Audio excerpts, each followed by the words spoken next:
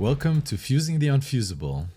Today's guest, Tony Pagliocco. Tony's a transformative leader with over 2 decades of experience in product management. He's known for driving innovation, technology, and in digital spheres across industries. Tony's vision has led to the creation and delivery of groundbreaking digital solutions that resonate with users, a big topic for us, and delivers tangible business results. His career blends technical expertise and executive leadership, having managed teams at Boeing, led digital transformations at Infinite PL in alignment with Saudi Arabia's Vision 2030. His leadership spans startups to Fortune 500 companies, always fostering a culture of excellence, agility, and collaboration. He's not just a product leader, he's a mentor, a strategist. I've had the pleasure of working with him. He has a vast skill set in agile, data analytics, digital transformation, AI, and welcome to the show, Tony. Thank you so much for having me. I'm really happy to be here. You know, one thing I remember most about the short time that we collaborated on that project together was your retrospectives. I got to do one or two with you, and I thought it's a very, very important part of the process. You know, how do you what can we as an industry in Web3, right? In Web3, do better as leaders in the startup space, and how do retrospective specifically, or that kind of mindset, support that? You know, I think one of the things that's most important is that it's not just with Web3, I think it's a general overall industry need, is for the leadership and teams to empower their product managers, to empower their development teams, to be empathetic, to sort of see where they're coming from, and not only just tell them about the what they have to do, but really work with them on understanding the why. And by doing that, you're going to be able to get a good example of what the how to do that is. And especially like in Web3, which is a vastly growing space, and there's a lot of innovation going on, you need that kind of creativity. The importance of retrospectives with that, though, is interesting, because the retrospective is meant for the team. It's meant for the team to have a really an open space to not point fingers, but to find out, where do we succeed, where do we struggle, and how do we not repeat this again? This is the mountaintop of understanding how do you do continuous improvement. And if you don't have that cycle of continuous improvement within the team, you're never going to get it into your product. Yeah, that's so important. And I think it's a mindset. You know, we talk about in teams building security by building safety. So a retrospective for me, being able to speak without fear is really key. And then that's the only way you do get improvement, like you said. You know, one of the things that your bio striking. So you're a product guy, and product is a concept in digital, right? But what do you see? How do you see that role having evolved from your time at Boeing to the other roles that you've held? And how's that role as part of the bigger picture evolved? That's a heck of a question, because I come from a unique perspective of where I spent my first part of my product career in the United States, and I've spent now the last three and a half years here in the Middle East. So I'm seeing two different evolving cultures and worlds of product. I think that in the US space, where I'm seeing is that they're moving away from it having to be an MBA required position, or where it's so business focused. They're now looking more towards having that blend of being the Swiss Army knife, where you can do the research, you can do the discovery, you can help with delivery, but also take it to market and work with the voice of the customer. I think in the region here is a little bit different, because there is a catch-up period, I think, of where the product community out here is so passionate. I'm involved with a number of different communities out here, and they're so amazing. And I absolutely love being involved with them and helping them grow and helping them understand the art of product, as I like to call it. However, the challenge that we find here is that the role right now is either, in some cases, being held back in a way by startup CEOs who are afraid to let go a little bit, and they're so excited about what they're working on. Or in some cases, it's big business that has been used to having a very waterfall hierarchical layer of business versus it being really intertwined and cross-functional. So it's definitely an area where I think that we have the opportunity to sort of redefine what how product is done in the region. And I think that overall, as a whole, you'll find that as you go to different parts of the world, you'll see various levels of, differences in norms and things like that. That's really interesting that you're looking at it from the from the persona perspective of a product manager and what profile they have, and building products for startups should be the main focus. But in the end, you tend to find that CEOs are doing fundraising rather than focusing on building the product. And ideally, you want your chief product officer to be your CEO, because in a startup world, that is the most important thing. If you don't get your product built, you don't get it to market, you don't get any feedback, you don't even know if it's going to work, right? And yeah, it's really fascinating. And for me, I spend a lot of time in strategic alignment, where you get all the moving parts to kind of align towards the same direction, the same North Star. And often you'll find that people get so caught up in what they do that misalignment starts to creep in, and then you have to come back and bring people back together, right? To hey, this is where we're going. Yeah, but we're seeing like an evolution now. I'm seeing the role of a CPTO, Chief Product Technology Officer, popping up in more and more companies. And we were having a conversation about this the other night and talking about that, ideally, I do not want the person who's going to be dictating or leading the how, also working in the why or what, because they're two totally different worlds. Is the role viable? I think it is in the right circumstances, but we were discussing the fact of sometimes you want to have more allies at the table to work with on decision making and collaboration versus just consolidating into one area. So that's something I'm starting to see a little bit more of in the industry, but I think it's one that it'll sort of putter out when they realize that you shouldn't be mixing these apples and oranges. So let's dig into this one. I like this part, and we were talking about customer focus. We talk often here at this podcast, customer obsession, right? Understanding the customer. Earlier, I was talking to or interviewing a friend, and he brought that level of perspective from, he was the customer, and then he went and started to build product for his industry, right? So that level of perspective, that view, that ability, in digital, this is really key, right? If the consumer or the user doesn't like the product, he will not use it. There will be no adoption.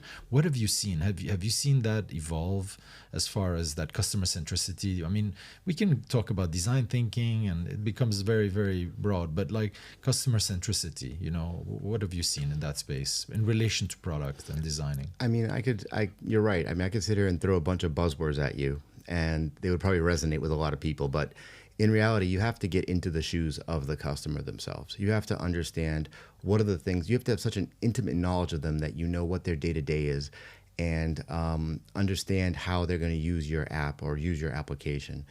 For instance, when we once were building a motherhood app, okay, it was geared towards mothers, and it was in the pregnancy and baby space. We literally walked around testing it holding a bag of potatoes in our internal team testing, because we wanted to actually see a mom is going to have a kid in one hand and can she do what she needs to do on the app in the other. And it was this kind of knowledge of talking to so many moms and understanding that. When you look at the industry where we're going as a whole now, and outside of the advancements in AI and the advancements in data, blockchain, et cetera, you look at it, it's all about personalization now. It's not about feeling like your needs are being met. It's about feeling like you have no needs. And that's the difference between a amazing app and a off the charts. Let's dig into this one. Yeah. What do you mean when you say feeling that you have no needs? Or so when you say feeling you have no needs, you mean that your needs are so well met that you feel like you're missing nothing? Yeah, it's the feeling of when you are using an application or a tool or any sort of digital product, and you know what you want to do, and it accomplishes it, and you're like, all right, great, that's done. But then there's the apps that become part of your natural life that you don't even realize that they're fulfilling or solving a problem. It's just become natural part of your life. Yeah. The example I like to use, and people have heard me say this before, so I won't repeat the whole thing unless you want to dive into it, but I know personally me, and I think you do too, we're foodies. We like to eat. We like good restaurants. And everything from when you walk into a restaurant, from when the moment you're greeted to when you're seated and you look at the menu, that very first bite you take, that first bite, you know right away if you're going back or not from everything that's accumulated up to that point. And so me, I view product in that very same sense, is where I want that digital first bite to be so delicious that now it's going to be part of their life too. I love it. I love it. I really love it. That digital first bite. I need to remember that one. We should buy the .com for it tonight. So, you understand Web3. You haven't really worked in it, but you're invested in it because you believe in it. Yeah. But maybe you could just give us a little bit, of insight and try to also bring in that from a product perspective, because I don't know how much you know, right, from a product perspective, but yeah, tell us a little bit more of your involvement and some of your sentiment around it. Well, for me, I think it's like I mentioned earlier, it's a very innovative space, and it's one that's got a lot of opportunity of where you have very passionate people working in this space, and they see the future, or what they see as the future. And I think you find that those are the challenges of where people will push back sometimes, and the ones who break through that mentality, that mindset, and understand what they're trying to get to are the ones that are going to actually, I guess, be on top or really plant the flag, so to speak. For me, a lot of my involvement has been around in the DeFi space, and with obviously with crypto, but then also in the gaming as well, because I worked at Hasbro for about 7 years, leading a product team for games like Magic the Gathering, Dungeons and Dragons, and a few other titles. So these are games with like 30 million players globally. And seeing the evolution in the gaming space, for instance, and how that's moving into Web3 really opens up many different avenues for creativity. And I think that looking at that, it's important to not just have blinders on and look towards we're doing this today, and then if we do something else, we'll be able to do this tomorrow. It should be, we're not just looking at we're looking at a whole new sport here. You're not looking at it linearly or just saying if we just need another feature, where you're looking at how to transform it or transform the experience. Yeah, we're not adding something to a meal. We're making a whole new meal. And so more digital transformation rather than just digitization, and more digital impact as well too, because that's where you ultimately derive your value from. And if there's one thing that my mentor, longtime Christophe Lavoon, taught me, was that value's got to be tangible. And for you to be able to say something's valuable, you have to be able to quantify it somehow. And if you're unable to, then you're just generating waste. It's really interesting. I mean, listen, Web3, we're going through cycles, and obviously with the level of excitement around the space, you get people come in and out, and it continuously changes. And so let me ask you this: what do you think is missing right now in Web3? From a user perspective, you're an investor, right? You've invested in some projects. What's missing? Are they communicating to you are they doing enough of that? Are they innovating enough? What's your view? I think the visibility is the most important part, because the community is very intertwined with each other, and everyone knows what everyone is doing.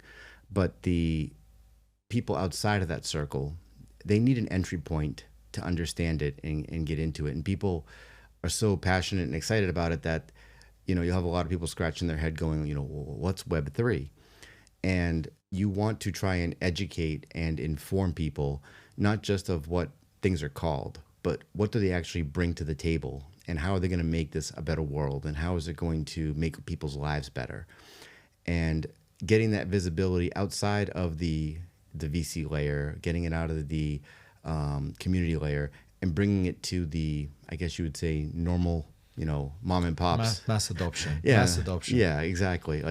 Even there's a lot of things that my mother knows now that I actually sort of shocked that she knows about the digital space, but not saying we have to pitch to my mom, but pitching to the people outside who can understand why this is something better and why does it have more value. Yeah, this the story of mass adoption and explaining things to in layman's terms and bringing that level of making it less complex.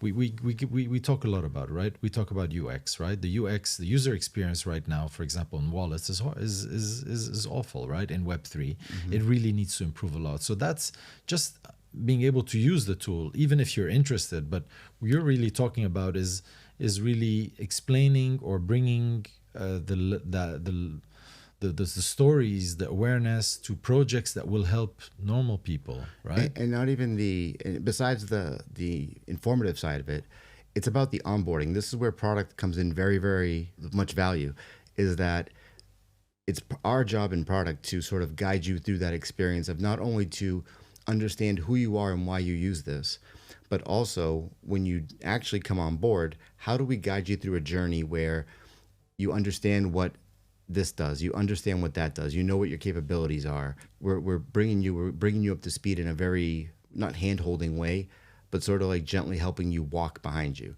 And that's the same thing with every digital product. I mean, to me, I view digital products like being a parent, is that in the early stages, you have to, take care of them. You have to, all the time. You have to keep your eye on them, get them checked up.